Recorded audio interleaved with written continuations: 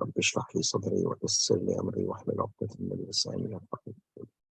اللهم صل على محمد وآل محمد.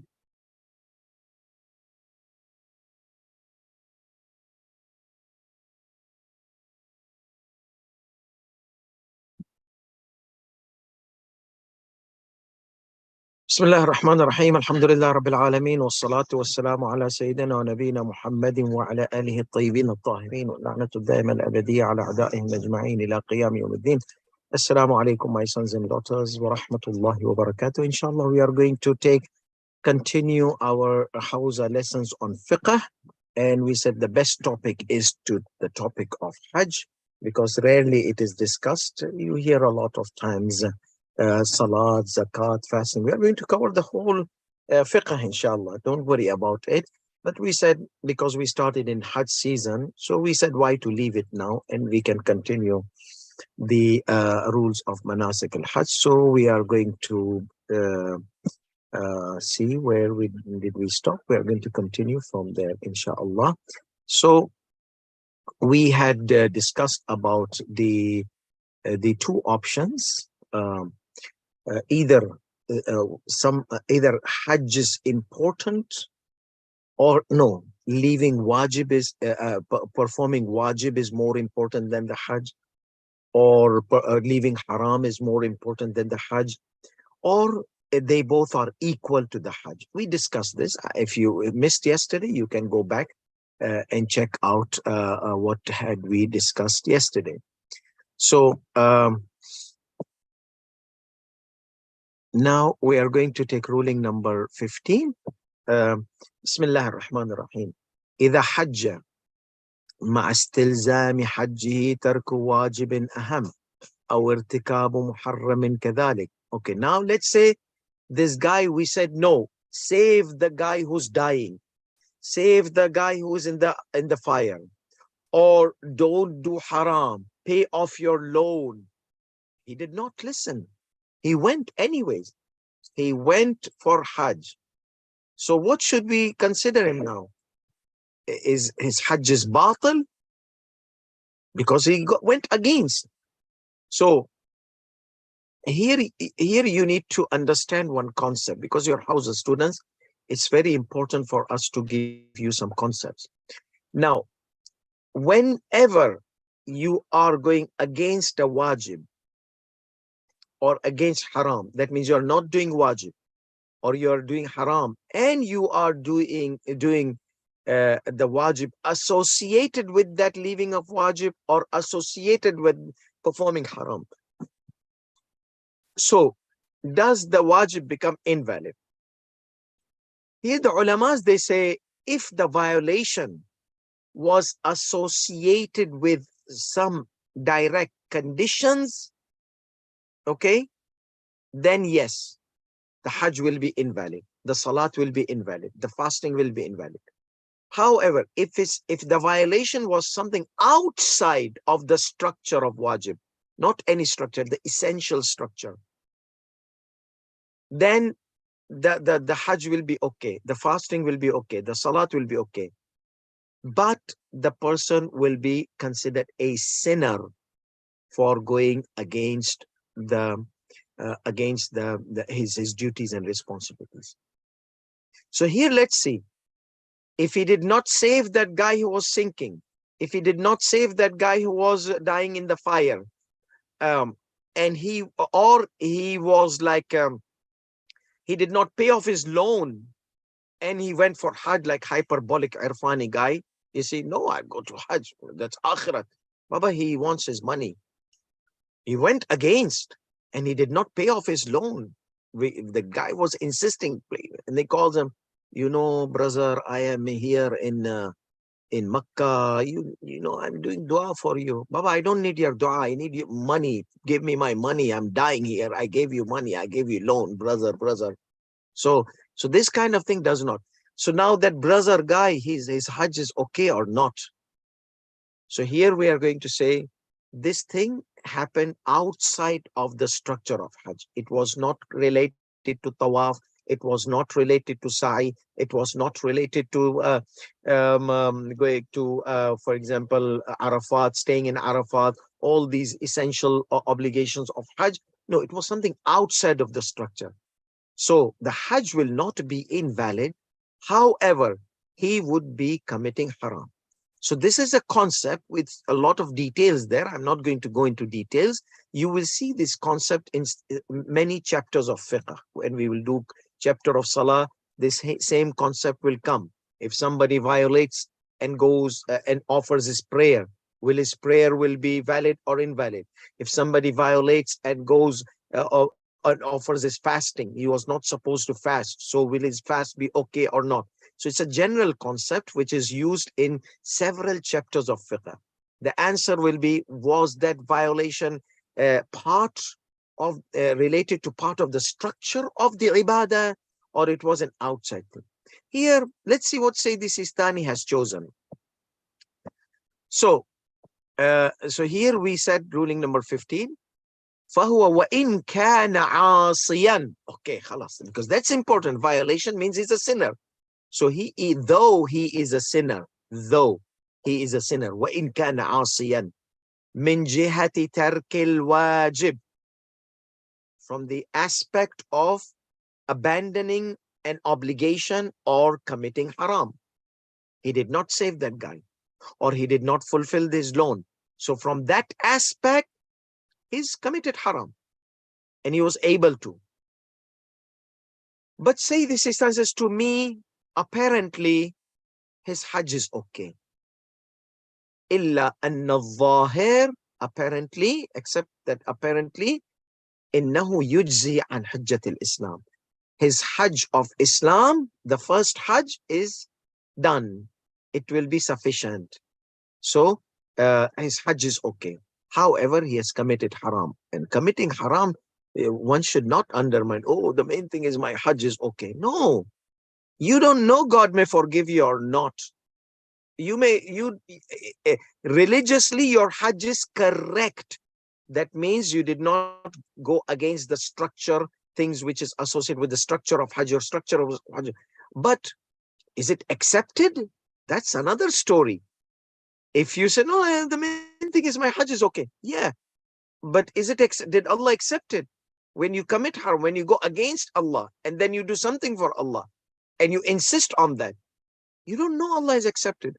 And then when you do tawbah, you don't know Allah will forgive you. Yes, Allah is Ghafoor Rahim. But you will need to try hard to convince Allah subhanahu wa ta'ala with the intentional violations you did, and a serious crime you did by not giving the brother his money, okay, and he's paying, he's doing du'as against you. Allah lay waf'ak kind of thing sometimes, because I've heard these things from people. And if he says, Allah lay waf'ak, Allah lay taqabbal minna, God may not accept from you, he has the right, because that guy is angry. He's asking you for 1 year, give me my money back, give me, and you go and then enjoy your Hajj. So that is not something right. So, إنه يجزي عن حجة الإسلام إذا كان واجدا لسائر الشرائع. So all the conditions of Hajj are there, the structure we said, and your Hajj is okay apparently. Correct. But you have committed a sin, and that might affect in acceptance of Hajj. So serious istighfar, not just istighfar, correction of the sin. Many people, they say, I've committed sin, Ya Allah forgive me. No, the damage you caused, fix it. Try to fix it. Try to please that guy, not by bringing them sibha from the Hajj and Zamzam water. No, he might throw that on your face. So don't insult him by that. Just try to do something, try to find money and just pay him so that Allah subhanahu wa ta'ala accepts your Hajj. وكذلك الحال, okay? إنه يجزي عن حجة الإسلام, we say, إذا كان واجدا لسائر الشرائط ولا فرق في ذلك بين من كان الحج مستقرا عليه ومن كان أول سنة استطاعته. So what does this mean? There's no difference between somebody who the Hajj was fixed upon him, or obligated upon him due to the first year of ability. First year of ability, we know. That's fine. Somebody who is able, it's his first Hajj, we know that. What is mustaqar? What is somebody, the Hajj is fixed upon him? That means you were able to go Hajj this year, for example. Okay. Everything was okay. All the conditions were there, clear there, security, health, everything was there. You intentionally did not go. So what happens? The Hajj becomes fixed upon you. What does that mean? That means next year you have to go. What if next year I don't have istita'a? It's not my business. You make yourself istita'a. Because now the Hajj has become obligated. Now you have to do whatever it takes to go to Hajj. Before, no. Before, we can't say you have to do whatever it takes to make istita'a wajib, because the Hajj was not activated upon you. The Hajj was, the conditions were not available. You were not mustati'a. So we can't say, make yourself mustati'a. Okay, it's wajib upon you to make yourself mustati'a. We can't say like that. Why? Because that's how Allah has made Hajj, if the ability is there, capacity is there. So, but the one who does not go for Hajj and the Hajj becomes fixed upon him, that means the Hajj remains activated. Now, if you spend your money in marriage, spend your whatever capacities, istita'a, no. Keep it secured for next year. Job, no job, take leave without pay, whatever. Do whatever it takes. See the language? Do whatever it takes to go for Hajj.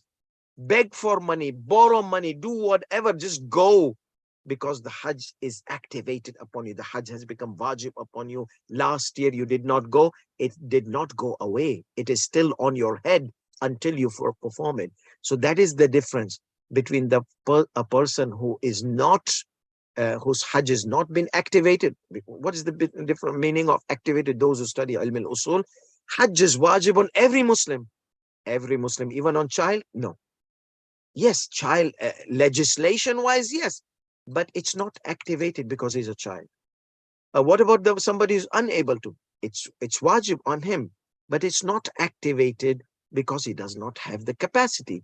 So once the conditions are available, it becomes activated. So now that guy, the Hajj become activated upon him and he did not go. So we will say, now you have to do whatever it takes to arrange your abilities, capacities. If you have lost your money, you have used it in getting married or something like that. But I want to secure my religion. Yes, but your Hajj needs to be secured because it's on your head. It's activated. So this is what he meant here. Baina man kana. So there's no difference. You have to go for Hajj. You have to go for Hajj.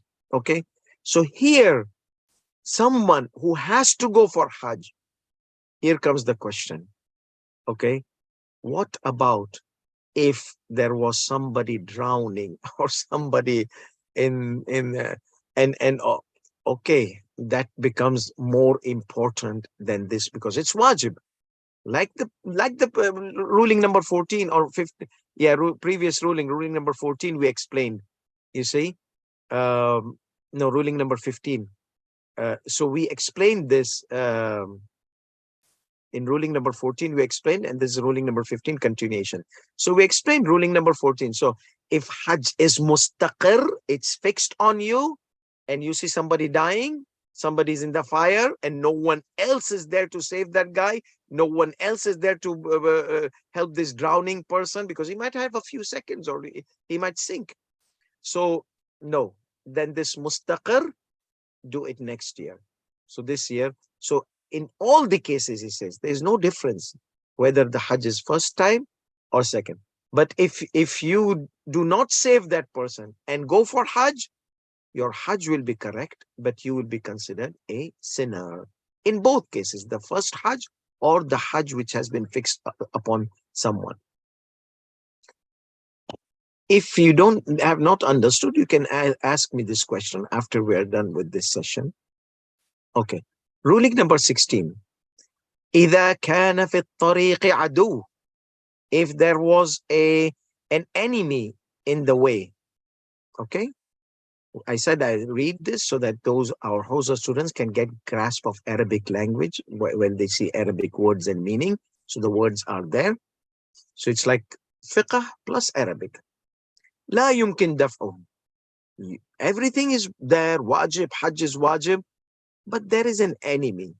Okay, like in some of the countries where the bribery is there, you might pop up with an enemy or somebody. You have to pay something to let you go for Hajj. Illa bibadl al-mal. You cannot avert that enemy except by spending money, like bribery cases, bribing the authorities. Everything is clear. No, he has made a case against you so that you don't get on the plane or something like that, which happens a lot in some countries. So now what should you do? I mean, I want to go. Okay, this money, how much is asking for? فإن كان بذله مجحفا بحاله لم يجب عليه ذلك وسقط وجوب الحج. If it was too much, okay, in a way that it's going to cause difficulty and hardship for you, then khalas, then the Hajj is not wajib upon you. The obligation falls. The Hajj becomes deactivated.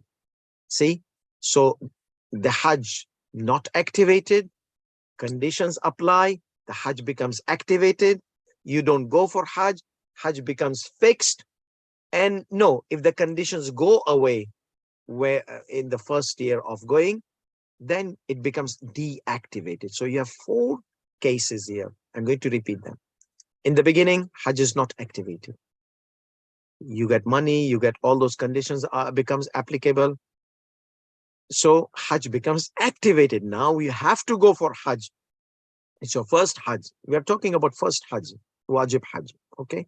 All the other Hajj are mustahab, unless if you had made a nether or vow. Okay. So this is the activation. So no activation, activation. Now after activation, 2 things can happen. Either like this case, you can't. I mean, you don't.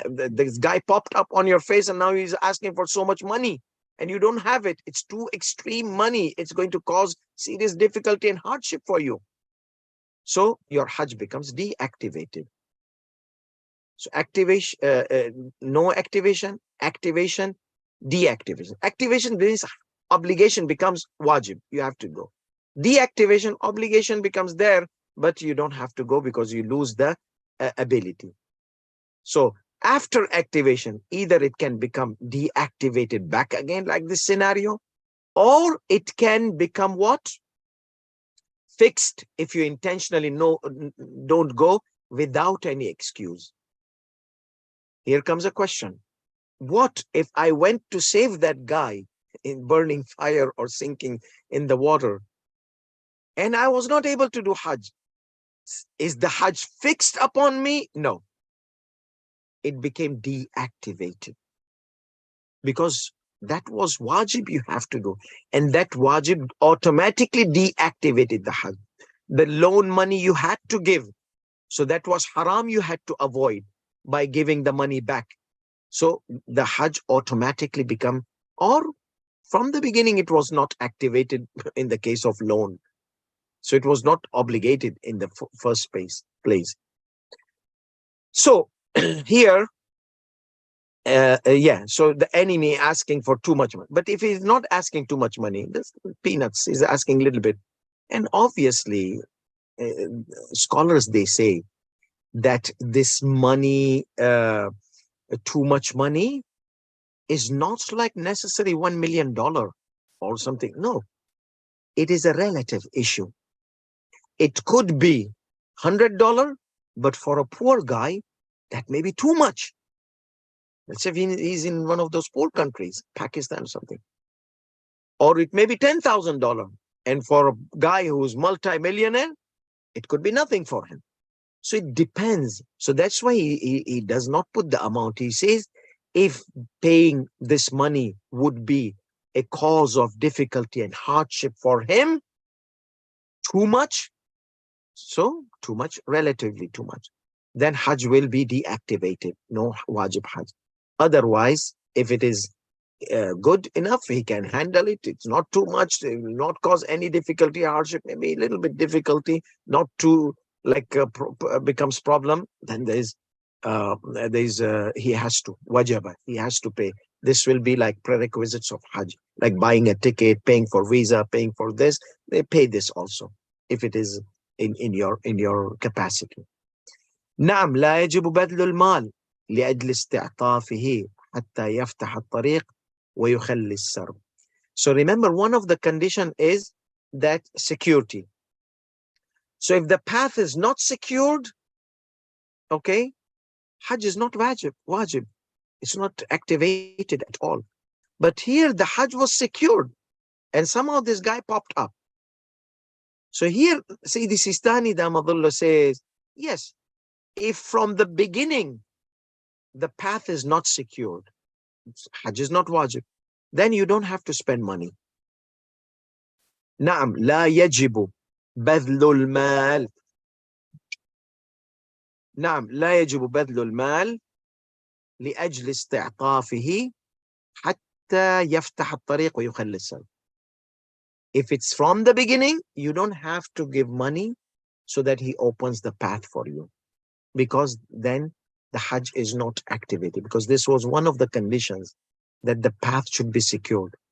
So if the path is not secured, you don't have to spend money, 100 or 500 or whatever money, even you are able to, you don't have to. But after Hajj becomes wajib, activated, and everything is okay, this pops up. So now this condition, when it pops up on your face, you have two options. Either he's asking too much, deactivation. If it's asking a little bit, go. It is wajib on you. Let's take this one. Last one, ruling number 17. لو انحصر الطريق بالبحر مثلا. You can go for Hajj, but no airline tickets sold out.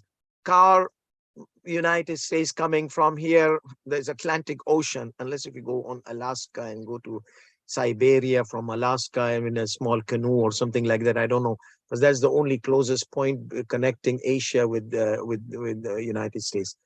So the only way you have is by ocean. لو انحصر الطريق بالبحر واحتمل في ركوبه الغرق أو المرض أو نحوهما احتمالا عقلائيا. So there is an intellectual probability, not just a fear or waswas or whispering kind of fear, baseless fear. No, intellectual fear. Why? The weather is not good. The tornadoes, this is a season of hurricanes and all those kind of messy weather situation, and odds are that the boat might sink. Odds are great, not like 1% chance or something like, no, big, great odds. Or no, you can't handle going by boat, because you have sensitivity in vomiting or throwing up. So you may end up in episodes of throwing up, whatever you eat, soups, everything comes out. You might not be able to handle that kind of episodes. Not you. I mean, if it was very seriously smelling, the whole people in the boat might have to evacuate because of your serious vomiting. Example, it's just like hypothetical situation. Or no, maybe true, God knows best. Anyhow, so somebody cannot handle whatever he eats, he'll throw up. I know somebody who's like that, who he cannot travel by boat because these waves, they cause seasickness. But that is an intellectual probability, not just like fear and just like a phobic kind of person. No, there is a proper fear. Then, and so number one, there is an intellectual fear, intellectual probability for sickness, for drowning, for whatever, غرق, drowning. أو كان موجبا للقلق, or it was going to cause worries. You'll be worried the whole time in the going, traveling by ocean is not like 1 or 2 days, like a way longer. والخوف, fear and khawf repeatedly, which is intolerable for him. To fix it, it's difficult. أو كان موجبا للقلق, cause of worry, fear, والخوف الذي يعصر عليه تحمله, which becomes too difficult for him. and intolerable. He cannot tolerate that much. He might become crazy every moment. He's like, seriously. So وَلَا يَتَيَسَّرُ لَهُ عِلَاجٌ. And there's no way he could fix that. He could treat that kind of problem. Uh, Psychological problem. He doesn't have a shrink in his briefcase. Oh, shrink doctor. Nowadays, mobile phone, and people can call. Oh, but anyhow, there's no way he can fix this problem. What if whether it be psychological, be it this kind of fear. سقط عنه وجوب الحج. Subhanallah, how Islam is merciful. You see, the extreme was a no, go Hajj, do jihad and go Hajj. No, no, no, no. Islam says don't put yourself in difficulty and hardship. I have made the religion easy. So if there is difficulty and hardship, no, I will drop the Hajj for you. سقط عنه وجوب الحج. سقط عنه وجوب الحج. And then ولكن لو حج مع ذلك صح حجه على الأظهر. He goes against. He said, no, I will strive, I will struggle, I will go for Hajj. It doesn't matter. He says, it's okay. He went against because Hajj is not wajib, but he struggled. So say this Sistani says, his Hajj will be correct. Okay, apparently, most apparently. That means there is a qawlun zahir. Some scholars might say, no, he should not be going for Hajj. His Hajj is not correct. Say this says, no, no, no, no, no, no. The Hajj is more apparent to me. Al-Azhar, this word Al-Azhar means more apparent to me. There's apparent and there's more apparent. Apparent is Hajj invalid. More apparent, no, Hajj valid. So he says more apparent, like the evidences, it appears. Apparent means appears from the hadith, from the evidences that the Hajj is okay. Why? Because it didn't have anything to do with the structure of the Hajj itself. It was something outside, and it was not that it is prohibited for him to go. In some cases, some ulamas might consider this condition as a prohibition. وآخر دعوانا الحمد لله رب العالمين وصلى الله على محمد وعلى آله الطيبين الطاهرين والسلام عليكم ورحمة الله.